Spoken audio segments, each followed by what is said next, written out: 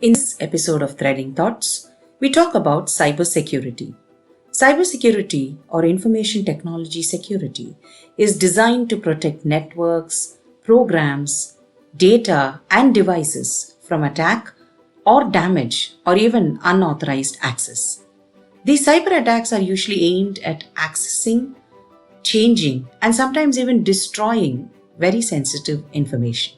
In some cases, it can extend to extorting money as well or interrupting normal business processes. Implementing effective cybersecurity measures is particularly challenging today because there are many more devices and the attackers are becoming more innovative. Dr. Sriram is a senior management executive with over 2 decades of global experience in the IT, ICT, telecom industry with an excellent track record of progressive achievements. Expertise in building high performance organizations that enable and catalyze business and information strategy. He published a book titled Business Innovation and ICT Strategies, and he headed the information sciences at T-Hub and has leadership experience in reputed technology companies such as Oracle, VeriSign, Hewlett Packard, Siemens, and TechSpan. So glad, Dr. Sriram, that you could join us today. It's really an honor talking to you, and thank you so much for taking time off. Sure, welcome. Yeah. So, Dr. Sriram, how can public-private partnerships create a secure cyberspace? So, public-private partnerships are really the crux of the entire cybersecurity ecosystem. Because number one, there has to be adequate policy, and policies usually follow technology, meaning that there are new technologies which have come into picture, so therefore there need to be new policies to handle this. And if you look at the past few years, there have been a slew of policies here which are shaping up in India. Whether you take the drones policy or the AI policy or the privacy laws that are coming in, with this privacy law which is coming in, personal data protection bill is for personal data. There is another one coming in which is for non-personal data. Okay. Plus, Prime Minister Modi had already mentioned that in his 15th August speech, there will be new cyber laws coming in. So our IT and the cyber laws will also take shape in an absolutely new form. So this is what is required. And of course, you have the other set of policies which have to do with the larger ecosystem. For example, startups. Okay, there was an Insolvency and Bankruptcy Act in order to protect the investors into startups. All this will boost startups in the cybersecurity and privacy space. So, be it technology or the industry or in the talent pool development, okay, this public-private partnership is very much required. For example, now AICTE has approved BTech in cybersecurity. So that enables all the institutes to give BTech in cybersecurity. So whether it is on investment side or business side or technology or the talent development, okay, this side you would see that public-private partnerships play a very big role. Now, when it comes to B2G projects, there should be a real concerted effort to ensure that these new technologies, startups can also take part in the procurement process. Okay, and in safeguarding the government assets, which is an obvious thing where public-private partnership is required, and also for law enforcement agencies and for the government and defense, especially.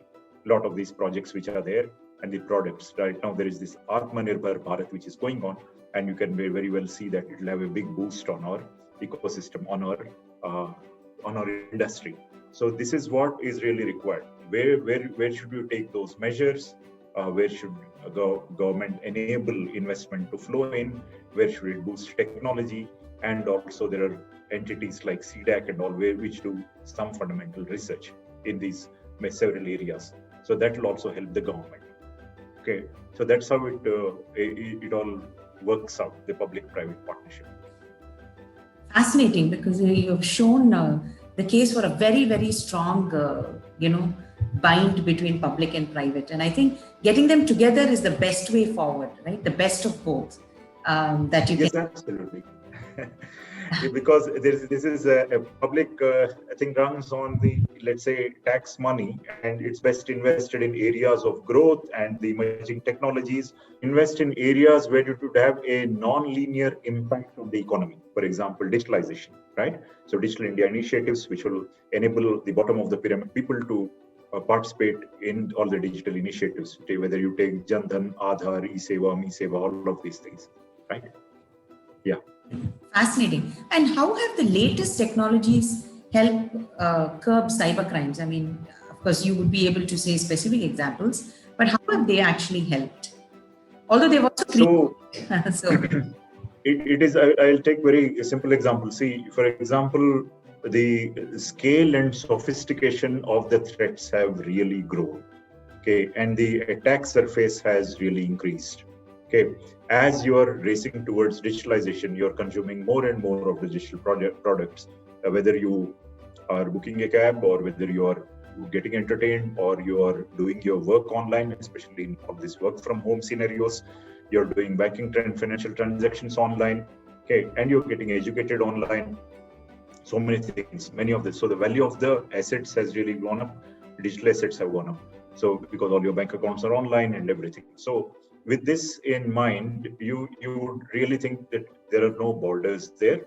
Okay, anyone from another country can attack.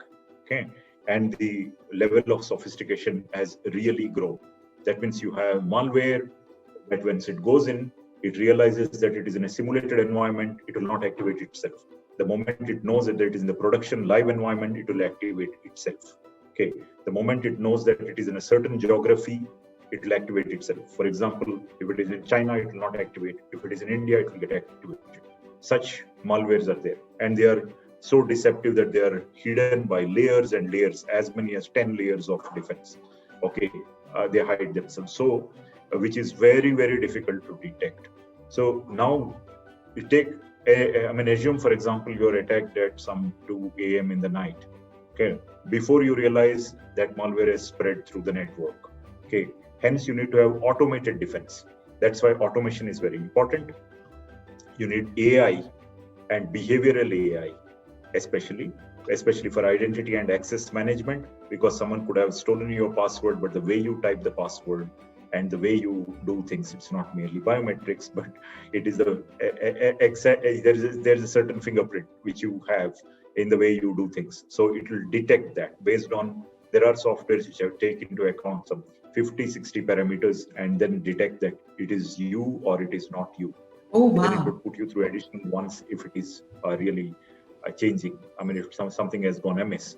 Okay, so in that sense, AI is surely one technology. Okay, blockchain is another one. Okay, which you really would take it seriously. Deep learning, ML, machine learning, and deep learning, which are there. Okay, analytics is another area which is extremely popular.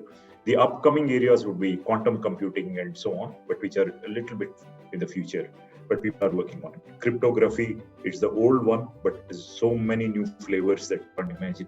That it's also a very cutting edge area.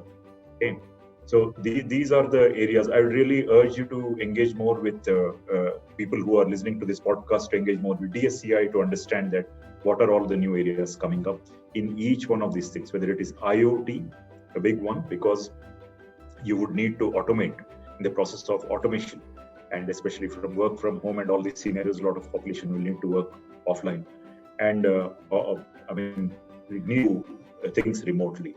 So in that, your infra can get hacked. So to protect the critical infrastructure, that is also very much required.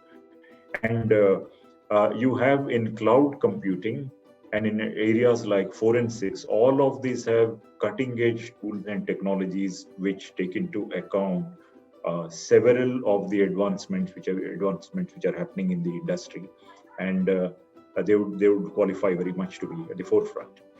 Yeah. Oh, that's fascinating. It's a whole gamut of technology is being used to detect and nullify the threat. And as you correctly said, a lot of us are working from home. A lot of our information is now available online. It's no longer that all of us walk into banks like we did before, see a teller and work. We just whip up a phone, or online, and we do a lot of things, not realizing in most places that, there's a third eye watching us, right? And that security, I think we completely forget that there is another person watching you very discreetly, and your information is gold. And as they say, information is very valuable. So this is amazing. And how Yes. blockchain particularly help in cybersecurity from the entire gamut? Of course, all of them have their own. Okay. So non-repudiation and zero trust architectures in implementing some of these, they would help. So, for example, you would have to be sure, if you are very sure that the information that has gone into blockchain is absolutely safe or is pure. Okay, the information is not tampered with. Then you can be assured to an extent. I mean, there is nothing like a technology that has not been hacked, but it makes it much more difficult to do it. And so hence we'll get traction here because blockchain would essentially ensure that anything that has gone in cannot be so easily tampered with, and it is found out because there are various different nodes which can immediately find out that this particular piece of information has been tampered with. So speaking in a very general layman's term, it would be like a safe and secure. It would work in a zero trust world that fits in very well with the cybersecurity's zero trust architecture. Okay, and anyone would. So what is required in blockchain is that there has to be an understanding between groups of people, and they have to share the data, banking transactions, or let's say land registrations, which is happening in Telangana. Okay, once it has gone into blockchain and it is replicated in multiple places, if somebody has gone in and tampered with one of them, then it would immediately validate with the others and immediately know that yes, this particular record is not the same as what was put in originally. Yeah. Fascinating. And so in these times, as you were mentioning, in these times of increased remote work, how can organizations protect both their data as well as employee confidentiality? Because that is definitely a serious threat. Yes. So as far as employee confidence, the threats are both internal and external, and the boundaries of the organization have become very diffuse with work from home and all of it. So you have people working, even carrying out sensitive operations from home, which were earlier in a part of the building which was very secure and which only certain people could access with certain ID cards and all that. So now people are doing it from home. So data leak prevention technologies, DLP technologies, have become more important. Okay, perimeter security has become important. Identity and access management in cybersecurity has become extremely important. So threat intel, that means malware analysis and threat intelligence, is another area that's very important. So to your question on what can be done, organizations need to invest in cybersecurity. So as far as the CSTF report is concerned, which is Cybersecurity Task Force report is concerned, that was brought out, at least some 10% at least of the organization's IT budget needs to be allocated for cybersecurity. Okay, that would be really good. Okay, and every 1,000 crore plus organization should have a named CISO and a cyber policy. So it starts with that. And these obviously will differ. For example, we have brought out work from home practices for employees and some for system administrators, network administrators, and so on. So this entire list of what works at the government policy level and the org policy level and what holds for employees, all these need to be really defined. The policies and procedures need to be put in place, and you need to have a very good, strong cyber posture, because if you move online, a lot of operations are moving online. That is the thing that organizations need to do. As far as individuals are concerned, cyber awareness programs, absolutely crucial. Organizations need to impose it, mandate it. Okay, so this is what is the need of the hour, absolutely, because you are online and you are exposed and you need to take measures to protect yourself, your company's assets, reputations, and also your own well-being is important. Your thoughts are shaped, or what are the influences, how you're being influenced either with a fake news, okay, or online reputation, or the way that your information is being used, okay, to influence you now or to attack you or to make you a target later. These are all very important things to be considered. So that is why it's extremely important, as much as physical security and your physical assets security was important earlier, people security and physical assets, that much important cyber security is, or even more. Absolutely. So it's no longer just a small sphere of being affected.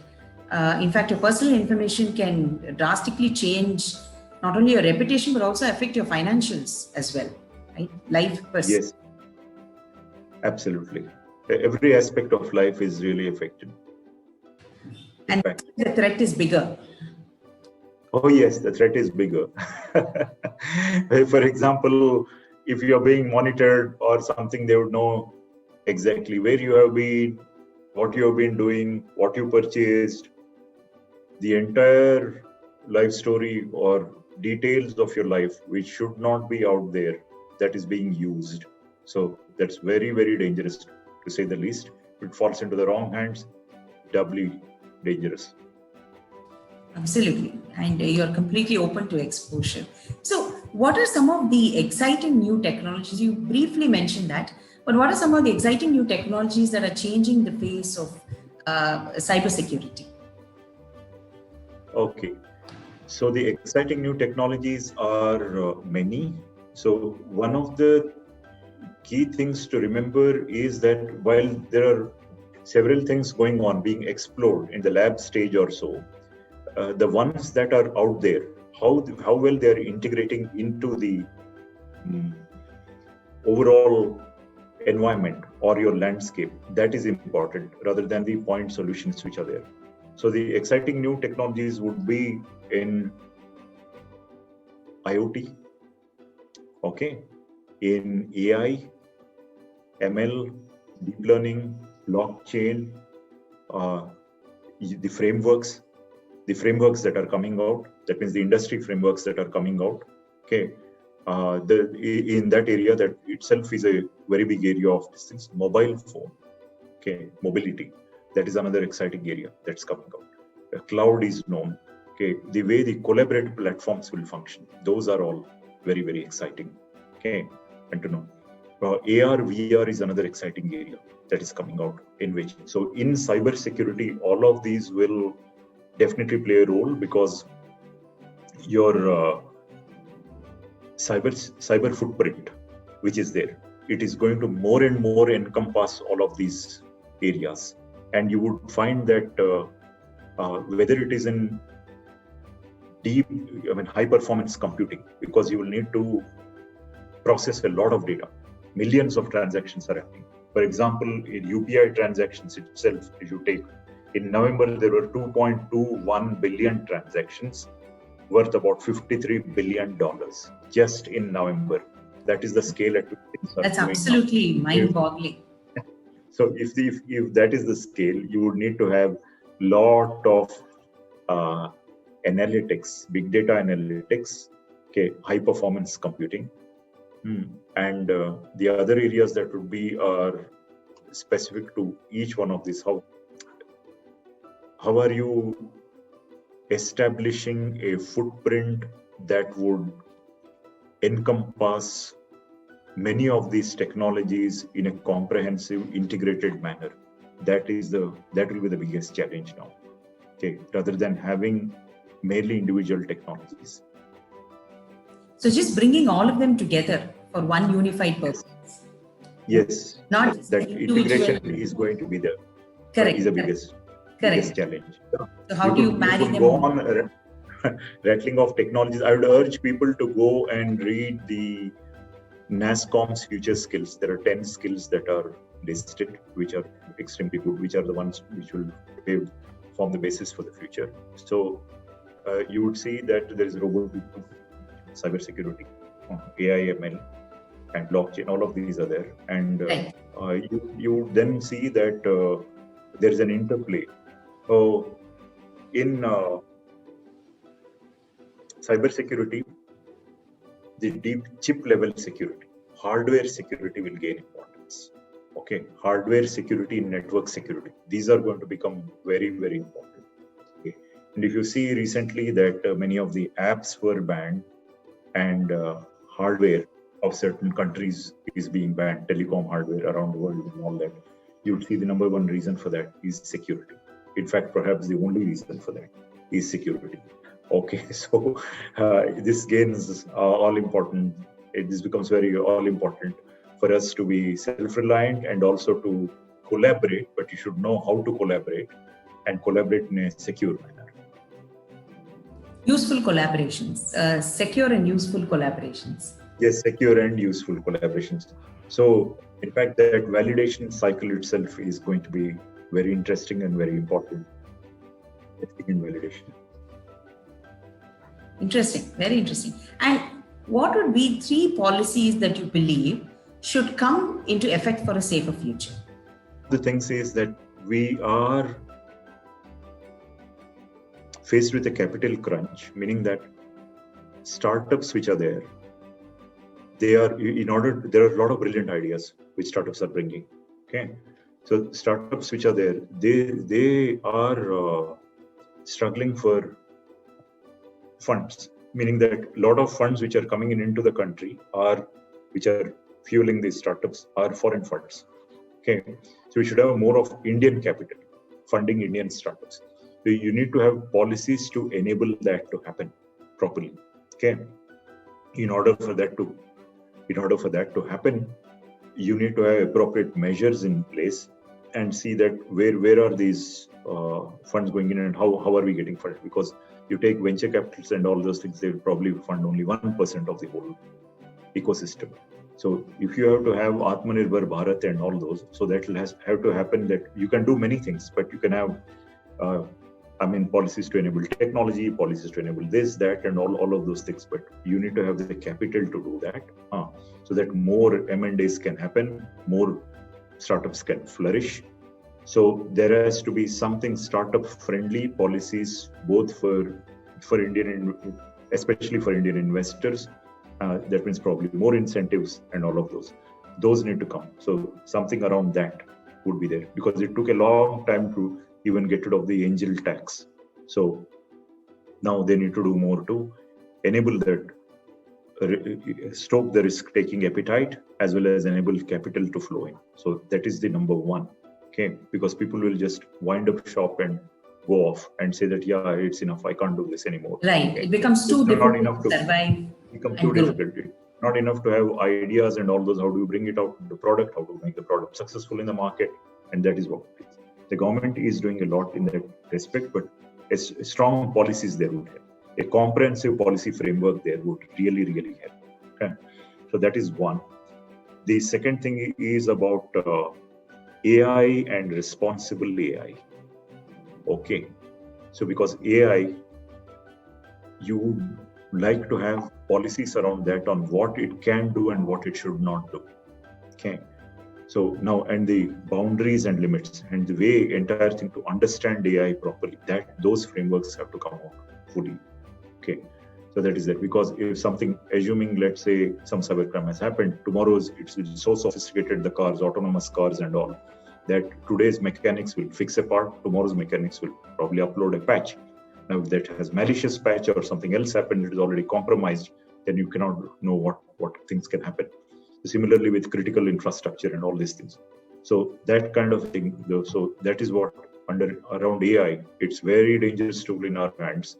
And that's why there need to be enough policies around AI, because there is something like adversarial AI also, which is used to attack networks and all of those things. So a lot of fields are coming up. Ethical, those regulations should not just AI, but you would like ethical AI. Ethical AI, absolutely. Okay, so those need to be there, and some of the ones which are there are already in shape. The policies which I would like to have, which are already on the anvil and are coming out, like the privacy laws are there, cyber laws which are being framed. We gave a lot of input to the government of India for cyber laws, as well as DSC has done it for the privacy also. So those, if they are strongly implemented, that would be good.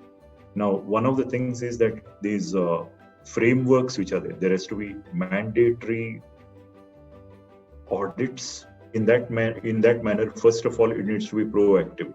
So in that respect, there has to be stringent one standard set that if you are doing this, or if you are of this size, you better have these measures in place. And that is mandatory from the government side.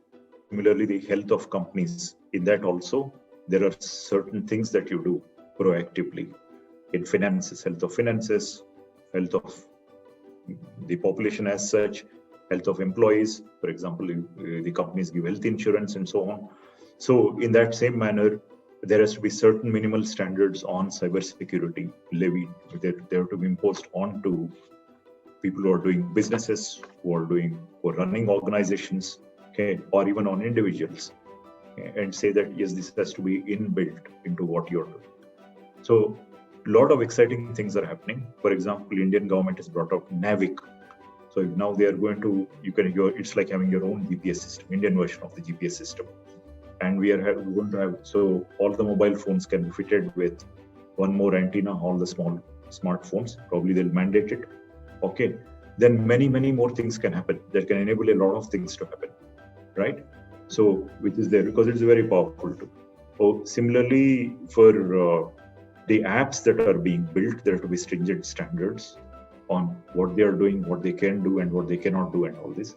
So these testing laboratories really need to be built up because they can test, validate and certify that this is following the rules, this is not following. So from the policy onwards down to the different industry frameworks and healthy practices or best practices which are there, these need to be propagated heavily. So education, training, all these are important. Okay. So we need to bring together the best of breed technologies, become indigenous, and you need to do import substitution in some areas, and you need to do more collaborations in some other areas, in areas where we cannot really catch up this. They are already too far ahead and all that. We need to bring all of those together and then create a very secure and resilient cyberspace. Wonderful. Thank you so much for spending so much time and giving us so much of information about it. And I do hope more people are actually interested and start looking at this as a serious threat and not just something that might happen to them in the future or might not even happen to them. I think a sort of a lack of alarm is actually not good for us. Yeah. So we are doing everything to raise the bar, and I would invite you, everyone here, to visit our website, ccoe.dsci.in, and please do reach out to us if you have any questions and engage with us in our programs, all of these. So this is an exciting market. It's growing at a scorching pace. It's estimated to be a $250 billion market worldwide. So, okay. Thank you, Mridula. No, thank you so much for spending time. Thank you for all the information that you gave, and it was really nice to have you with us. Thank you so much. Thank you. Thank you, Mridula. Bye.